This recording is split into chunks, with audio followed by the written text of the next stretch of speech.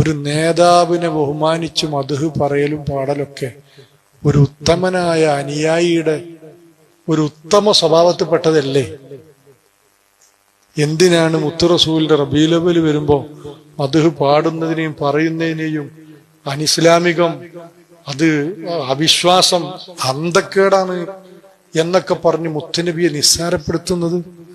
ഒരിക്കലും ഒരു മുസ്ലിമിന് കഴിയില്ല അങ്ങനെ.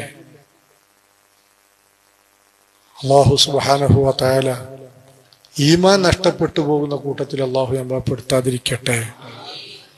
ഈമാനില്ലെങ്കിൽ ഹിദായത്ത് കിട്ടൂല.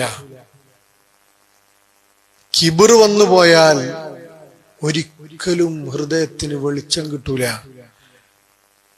അറിവുണ്ടെങ്കിൽ കുഴപ്പമുണ്ടാവില്ലെന്ന് വിചാരിച്ചോളൂ. അറിവുണ്ടായിട്ടൊന്നും കാര്യമില്ല.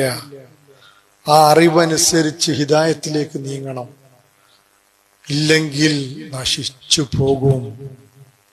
മുത്തുനബി അത് മാത്രം മതി ഒരു വിശ്വാസിയെ സംബന്ധിച്ചിടത്തോളം.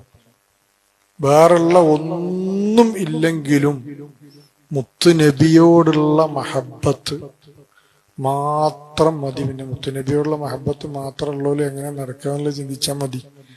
വെറുതെ മുത്തുനബി എന്ന് പറയൂല. മുത്തുനബിയോടുള്ള മഹബത്ത് പഠിക്കണം. പഠിച്ചാൽ നമ്മൾ അതിനനുസരിച്ച് ഉയരും. ആ ഉയർച്ച അനുസരിച്ച് നമുക്ക് രക്ഷപ്പെടാൻ കഴിയും.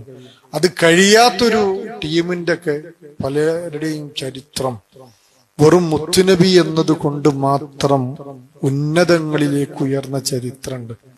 നിഷേധിക്കുന്നവർക്കെല്ലാം നിഷേധിക്കാം. നിഷേധികൾക്ക് സ്വന്തം ബാപ്പനെ വരെ നിഷേധിക്കാൻ പറ്റും. അല്ലാഹു സുബ്ഹാനഹു വ തആല അങ്ങനെയുള്ള നിഷേധികളിൽ നമ്മൾ ആരെയും അല്ലാഹു പെടുത്താതിരിക്കട്ടെ.